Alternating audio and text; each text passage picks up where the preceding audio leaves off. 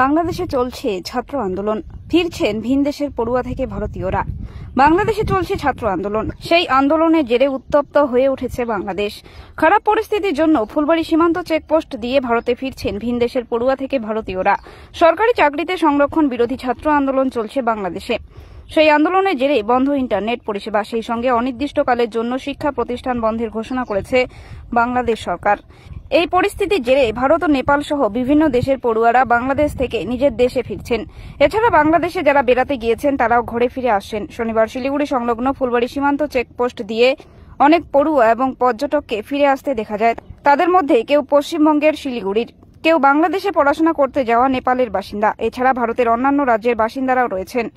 বাংলাদেশ থেকে আসা নেপালের এক পড়ুয়া বলেন, মূলত আন্দোলন বেশি হচ্ছে ঢাকাতে, ইন্টারনেট পরিষেবা বন্ধ রয়েছে। এছাড়া গতকাল 144 ধারা ঘোষণা করেছে বাংলাদেশে। ছাত্র আন্দোলন এতটাই আকার ধারণ করেছে যে সেখানে থাকা নিরাপদ বলে মনে হয়নি, তাই বাড়িতে ফিরে এলাম। নিজেরা গাড়ি রিজার্ভ করে প্রধান সড়ক ছেড়ে গ্রামীণ রাস্তা দিয়ে এসেছি।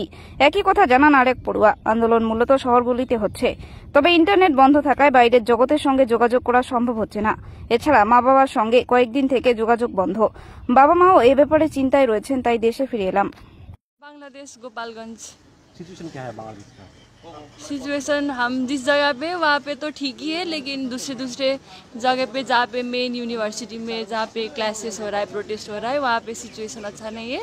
हमारे यूनिवर्सिटी के एरिया में तो सब नॉर्मल ही है, लेकिन फिर भी हमें रिस्क लगा तो हम आ गए। लेकिन और फिर कल रात से कर्फ्यू, जो बाईपास रोड है, जो शॉर्टकट है, ऐसे रोड से आए थे। हम लोगों ने रिजर्व किया था हाइस, 10 लोग आए थे साथ में, नेपलीज सब एक साथ, तो इतना प्रॉब्लम नहीं हुआ। जो कई जगह पे कुछ आगजनी ऐसा कुछ भी हो रहा था, लेकिन हमको इतना कुछ भी प्रॉब्लम नहीं हुआ।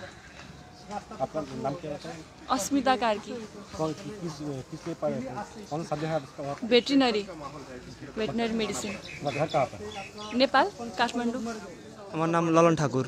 কোথা থেকে এলেন? আমি আসছি বাংলাদেশ থেকে। কি জন্য গেছিলেন বাংলাদেশ?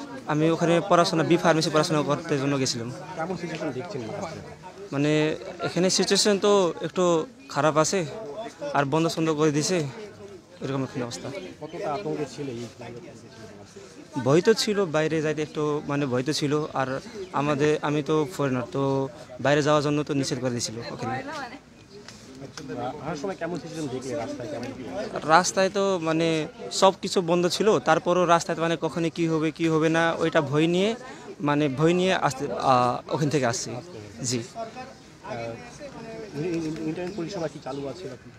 জি স্যার। নেট পরিষেবা কি চালু? ওখানে নেট সেট তো ওখানে চলে নাই, বন্ধ করেছে। কারফিউ চালু হয়েছে, 144 জারি হয়েছে।